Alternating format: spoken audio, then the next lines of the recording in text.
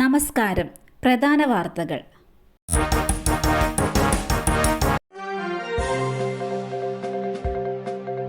ദിയയുടെ കടയിലെ ജീവനക്കാരികളെ തട്ടിക്കൊണ്ടുപോയി ഭീഷണിപ്പെടുത്തി പണം വാങ്ങിയെന്ന കേസ് തെളിവുകൾ ലഭിച്ചിട്ടില്ല എന്ന് ക്രൈംബ്രാഞ്ച്. നടൻ കൃഷ്ണകുമാറിന്റെ മകൾ ദിയയുടെ കടയിലെ ജീവനക്കാരികളെ തട്ടിക്കൊണ്ടുപോയി ഭീഷണിപ്പെടുത്തി പണം വാങ്ങിയെന്ന കേസിൽ തെളിവുകൾ ഇതേവരെ ലഭിച്ചിട്ടില്ല എന്ന് ക്രൈംബ്രാഞ്ച്. പരാതിക്കാരികളായ 3 സ്ത്രീകളെയും കണ്ട് വിശദമായി മൊഴിയെടുക്കാൻ കഴിഞ്ഞിട്ടില്ല. നിലവിൽ ശേഖരിച്ച തെളിവുകളിൽ നിന്ന് പരാതി സ്വീകരിക്കാൻ കഴിഞ്ഞിട്ടില്ല എന്നും ക്രൈംബ്രാഞ്ച് കോടതിയെ അറിയിച്ചു. കുളിക്കാൻ കയറി കനത്ത മഴയിൽ ശുചിമുറിയുടെ ചുമർ ഇടിഞ്ഞു വീണു. യുവാവിന് ദാരുണാന്ത്യം. ഇരിങ്ങാലക്കുടയിൽ ശുചിമുറിയിൽ ചുമർ ഇടിഞ്ഞു വീണ് യുവാവ് മരിച്ചു. നെടുമ്പള്ളി വീട്ടിൽ ബൈജു ആണ് മരിച്ചത്. കാറളം ചെമ്മണ്ട ബാലവടിക്ക് സമീപം ഉച്ചയോടെയാണ് സംഭവം. വീടിന്റെ പുറത്തുള്ള ഓടിട്ട ശുചിമുറിയിൽ കുളിക്കാൻ കയറിയതായിരുന്നു ബൈജു. കനത്ത കാറ്റിലും മഴയിലും ശുചിമുറി തകർന്ന് ബൈജുവിന്റെ ദേഹത്ത് വീഴുകയായിരുന്നു. ഉടനെ തന്നെ ഫയർഫോഴ്സ് സ്ഥലത്തെത്തി ശുചിമുറിയുടെ ചുമരുകൾ നീക്കി ബൈജുവിനെ പുറത്തെടുത്ത് ആശുപത്രിയിൽ എത്തിച്ചെങ്കിലും ജീവൻ രക്ഷിക്കാനായില്ല. മൃതദേഹം പോസ്റ്റ്മോർട്ടത്തിന് ശേഷം കുടുംബത്തിന് വിട്ടു നൽകും.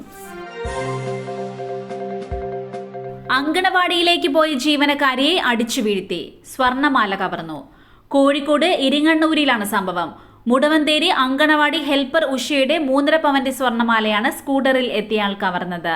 അങ്കണവാടിയിലേക്ക് നടന്നു പോകുന്നതിനിടയിലാണ് സംഭവം. മാല പൊട്ടിക്കുന്നത് തടയാൻ ശ്രമിക്കുന്നതിനിടയിലാണ് ഉഷയെ അടിച്ചു വീഴ്ത്തിയത്. പരിക്കേറ്റ ഉഷയെ നാദാപുരം താലൂക്ക് ആശുപത്രിയിൽ പ്രവേശിപ്പിച്ചു. മാലയുടെ പകുതി ഭാഗമാണ് മോഷ്ടാവ് പൊട്ടിച്ചെടുത്തത്. ദേശീയപാതയിലെ സൂചനാ ബോർഡിൽ തട്ടിവീണ സ്കൂട്ടർ യാത്രികന് ദാരുണാന്ത്യം.